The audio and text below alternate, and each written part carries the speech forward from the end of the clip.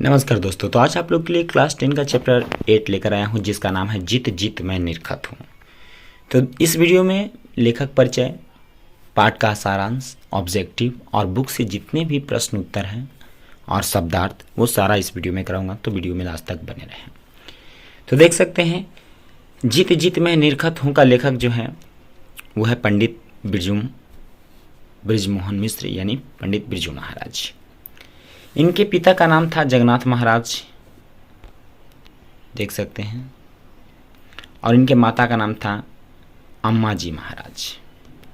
पेशा इनका नर्तक था, गायक, डांसर थे। देख सकते हैं चाचा ताऊ और इनके जन्म तिथि, मृत्यु, नाती पोते पोतियाँ और इनके उपनाम जो है दिया गया है। यहाँ पर पाठ का सारांश है, तो आप लोग पाठ का सारांश को भी अच्छी तरह से पढ़ लीजिएगा, ताकि आप लोगों को जो है इस पाठ को समझने में किसी प्रकार का कोई प्रॉब्लम ना हो सके। तो देख सकते हैं ये पाठ का सारांश है। अब चलते हैं वस्तुनिष्ठ प्रश्न पे। तो पहला प्रश्न है, बिरजू महाराज को संगीत नाटक अकादमी पुरस्कार कब प्राप्त हुआ? तो इसका आंसर है ए, यानी कि 1965 ईस्वी में। फिर अगला प्रश्न है, नटरंग पत्रिका का संबंध है किससे है, यानी रंगकर्म से। बिरजू महाराज की ख्याति किस रूप में है? तो इसका आंसर है बी, यानी नर्तक के रूप में। बिरजू महाराज किस शैली के नर्तक हैं? तो इसका आंसर है ए, यानी कथक। किस उम्र में बिरजू महाराज नृत्य कला में प्रांगत हो गए? आंसर सी, यानी 9 वर्ष की उम्र में। बिरजू महाराज का संबंध किस घराने से है? तो आंसर है ए, यानी लखनऊ से। पंडित बिरजू महाराज का जन्म कब हुआ था? तो इसका आंसर है बी, यानी 4 फरवरी 1938 को। बिरजू महाराज के पिता क्या थे? तो बिरजू महाराज का पिता जो है प्रसिद्ध नर्तक थे। बिरजू महाराज को प्रारंभिक शिक्षा किससे प्राप्त हुई थी? तो इसका आंसर है कपिला जी से।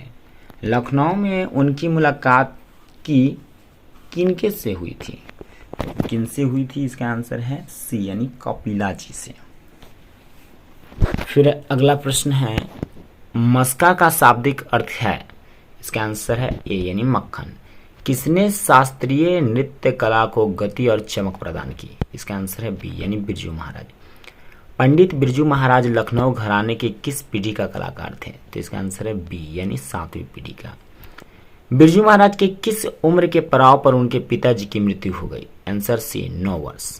बिरजू महाराज को संगीत भारती से जोड़ने में किनका योगदान था? आंसर सी, कपिला जी का। जीत जीत मैं निरखत हूँ क्या है? तो इसका आंसर है डी, यानी साक्षात्कार। हिंदुस्तान डांस अकादमी में क्या थी? तो आंसर सी, यानी ए बी दोनों, यानी ए है कपिला जी, बी है लीला कृपलानी, दोनों थे।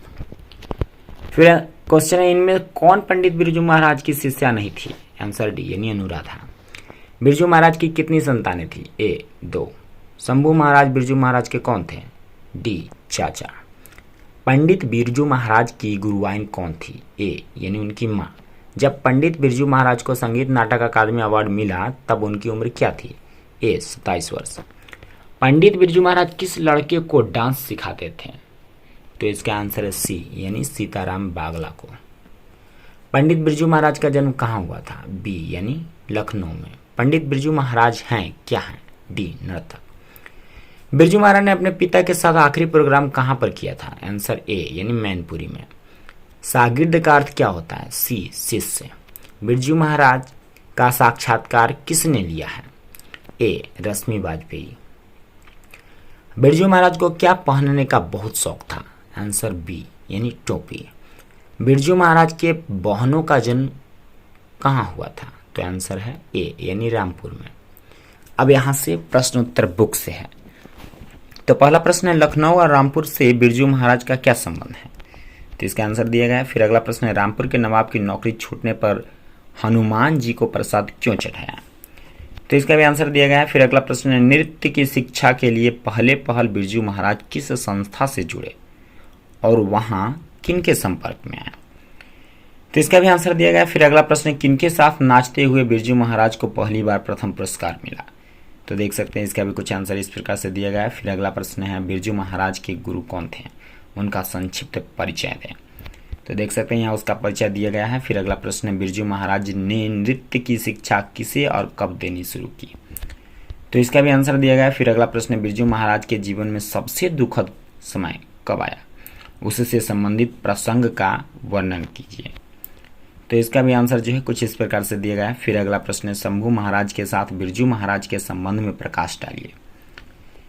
तो उसका भी आंसर दिया गया है। फिर अगला प्रश्न है, कलकत्ते के दर्शकों की प्रशंसा का बिरजू महाराज के नर्तक जीवन पर क्या प्रभाव पड़ा।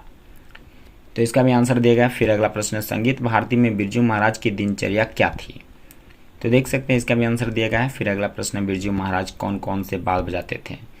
तो इसका भी आंसर दिया गया है। फिर अगला प्रश्न है, अपने विवाह के बारे में बिरजू महाराज क्या बताते हैं। तो देख सकते हैं इसका भी आंसर दिया गया है। फिर अगला प्रश्न है, बिरजू महाराज की अपने शागिर्दों के बारे में क्या राय है।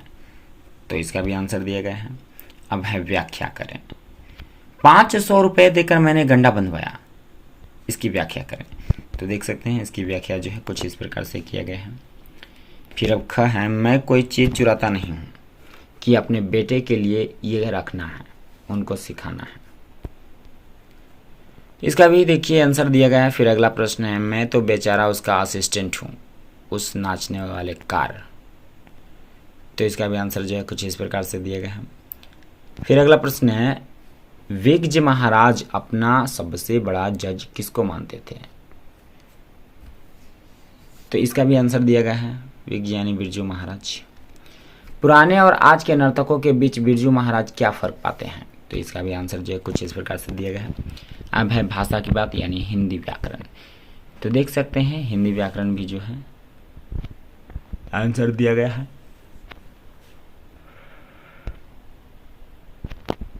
देख सकते हैं इसका भी आंसर जो है कुछ इस प्रकार से दिया गया है। 14 साल की उम्र में जब मैं वापस लखनऊ आया फेल होकर, तब कपिला जी अचानक लखनऊ पहुंची मालूम करने की लड़का जो है वह कुछ करता भी है या आवारा या गिटकट हो गया, वह है कहाँ। तो देख सकते हैं इसका भी आंसर जो कुछ इस प्रकार से दिया गया है। फिर कहा है कि वह 3 साल में खूब रियाज किया, मतलब यही सोचकर कि यहाँ टाइम है, अमर कुछ बढ़ना है तो अंधेरा करा किया करके करता था। जब बाद में थक जाऊं मैं तो जो भी साज हाथ आए, कभी सितार कभी गिटार कभी हारमोनियम लेकर बजाऊं, मतलब रिलैक्स होने के लिए। इस प्रकार से 3 क्वेश्चन है। पाठ से ऐसे 10 वाक्यों को चयन कीजिए जिससे यह साबित होता है कि ये वाक्य आमने सामने बैठे व्यक्तियों के बीच की बातचीत की है, लिखित भाषा के नहीं। तो देख सकते हैं यहाँ दिया गया है। फिर इसी प्रकार से चौथा भी प्रश्न है। तो इन सारे प्रश्नों का उत्तर जो है आप लोग नोट कर लीजिएगा ताकि ये याद करने में काफ़ी आसान हो। यहाँ से शब्दार्थ है, देख सकते हैं सारे शब्दार्थों को जो है यहाँ पर दे दिया हूँ। तो आज भर के लिए